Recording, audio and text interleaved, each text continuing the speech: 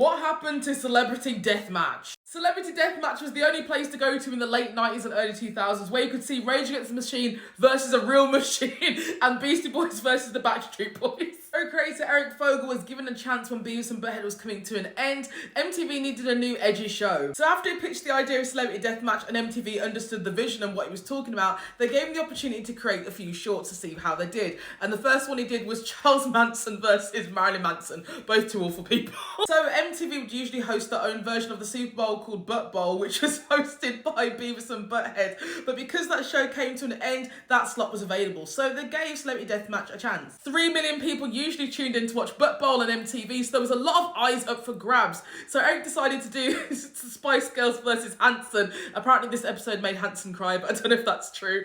It ended up that 4.6 million people tuned in to watch this show. After Eric and Celebrity Deathmatch proved how awesome it was and how many people would enjoy this show, they were given more offices in MTV. They were given chances to create the show differently with CGI and different motion capturing software as well. In 2002, after 77 episodes, MTV decided they wanted to move away from animation and Celebrity Deathmatch came to an end. And in 2006, Celebrity Deathmatch came back for season 5 and season 6 with a completely different crew, and the feel was not the same, the violence wasn't the same, and it wasn't as edgy as it was before. That was kind of the end of Celebrity Deathmatch. They did come back, like I said, and they slightly changed what the hosts looked like. Really weird, I don't know why they did that, but do you think Celebrity Deathmatch could happen in this day and age? Like, I would love to see Celebrity Deathmatch coming back again, but it wouldn't be right. I'd love to see a horror version of it, or Taylor Swift versus Beyonce or something like that. That'd be so fun.